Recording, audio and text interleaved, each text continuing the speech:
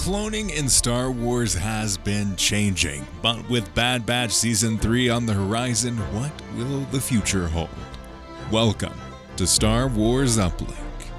We've seen various implementations of clones in Star Wars. Clones of Palpatine we've seen many different ways in many different mediums, from the books to the comics to the TV shows to the movies. He has shown up in cloning in many different ways, but we're getting some changes to Star Wars cloning in various aspects. We've got the through line of trying to find ways of cloning in the Force into new clones, and with Mandalorian Season 3 we had the whole introduction of trying to clone different aspects from different people into a clone, and as we saw, that was the intention around Grogu. That's why they wanted Grogu, is to use his DNA to build the next generation of super soldiers.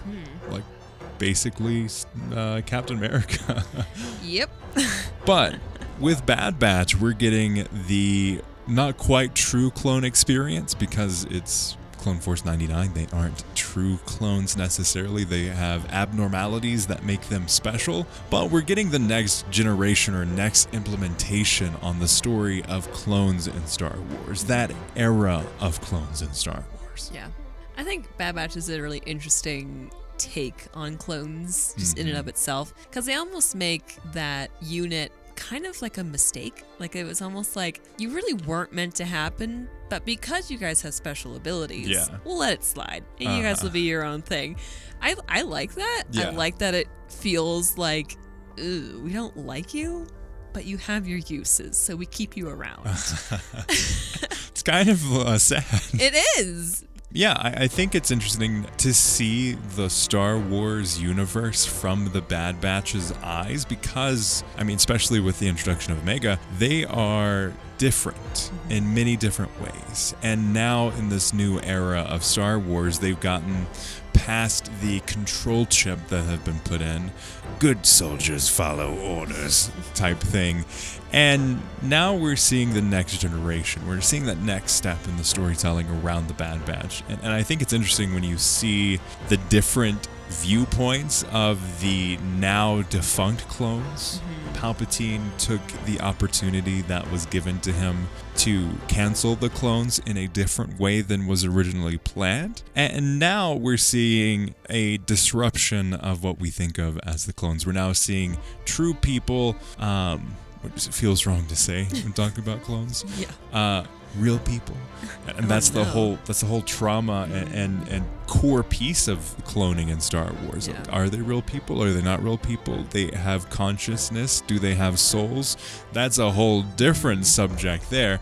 But we've got this different storytelling piece here, because now the clones don't know what they can and should be doing. Right. And you have the whole subplot there with Senator Chuchi on the reintroduction of clones, what's going on there.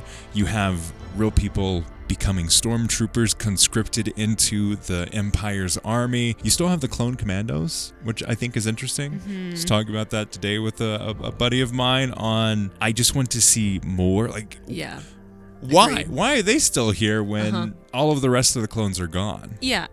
A note on the commandos. They seem to be oddly, like, dispersed. Like, they're like the head of a unit. Yeah. When the commandos were like a unit in and of themselves. They were the original Bad Batch. Right. Yeah. So why? Yeah, I don't think we're going to see any more storytelling around the clone commandos, unfortunately, because I would love to see that. We need a story of just these clone commandos. Yeah. Badly. But yeah, no, it's a missed opportunity in a way, but it's cool that they are still adding that into like this new lore-ish like thing that we're like, oh, so they are there. This is what they're using them for now. Now that they don't really have as much of a purpose. Yeah, and the Camino plant got destroyed, so now they can't create clones on Camino. Right. But in Legends, Palpatine had various plans and various different labs to test theories on cloning. So in theory, they could do that in canon as well. Because as we see, eventually there's a point where cloning is implemented for Palpatine, and we don't know the specifics on how that works and like what's going on. Can clones create children? How does that work? Was it the real clone? Can they have force powers? Like, that's the whole can of worms there. But I want to take this topic and talk about where we could see the future of cloning. Do we think that we're going to see more pieces in it? Could we see more clones and their implementations in something like the Mandoverse almost? Because we see in Obi-Wan and we see glimpses of it in like Jedi Fallen Order around the clone troopers and everything like that. But what do you think they're going to be doing with clones in the future? Outside of Bad Batch? Outside of Bad Batch. Because you can't just like Thanos snap your fingers and get rid of all of them. No. They're there. Yeah. At this point, it would almost be strange to have Star Wars without a clone in it. Yeah. Because they've been so prevalent. Yeah. I hope that they'll continue at least making hints of like, hey, here's an old clone that's working at a bar. I don't know. Like, it well, would there's just the be... hobo clone in Obi-Wan. Yeah. Yeah. Is that something that's standard?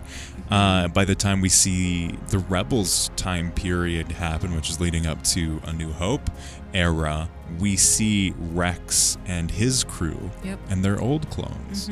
So, and in theory, there are many different options that could be taken with the future of clones. Was it just the Kaminoans that were able to clone? Are we going to see more instances of this? We saw mentions of it in Mandalorian Season 3. That's something that they were experimenting with. We saw vats of clones with Moff Gideon, who was trying to replicate Force abilities. We don't necessarily even know if he was a clone or if he wasn't a clone. Right. There's so many different questions that we have there. It'll be interesting to see if another species or planet or like the Kaminoans seem to have a pretty benign idea of like cloning. Like it was just like a passion of theirs. Like it seemed like they were the hobby. name brand clones. Yeah. So I wonder if they will ever play with like this idea of like a more sinister reason for cloning. I mean, I guess we have Palpatine for that, but it's not the same. Yeah. It could be interesting coming from a totally different species or race or whatever. Yeah. Just taking up the mantle. Like, I was inspired by the Kaminoans. Who knows? Yeah. I don't know. I think I would love to see more instances of like clone experiments gone wrong. What does it look like for the next generation of clones to be learned from? Like, what's the next clone monster? What's the thing that is the next iteration, the next evolution of the clones? The only trouble I see with cloning is that it's something that's created outside of the person that creates them. So with a clone, you're creating another being. It's almost like a Frankenstein and his monster. That could be a really interesting story in Star Wars. That I feel like that should definitely be told. Yeah. I wonder if we're gonna get anything like that in Mount Tantus. Like if that's at all with what they're going to even pretend to put in there. It would make sense. Yeah. Mount Tantus is the place that Palpatine holds a lot of the things that he's found in his travels across the galaxy. It could be quite interesting with that tie-in. And we seem to have some kind of mad scientist dude here. So what's this guy gonna cook up for us? Who knows? But let us know your thoughts on our theories, and would you like to see more clones in the future? As always, check out our podcast, and may the Force be with you.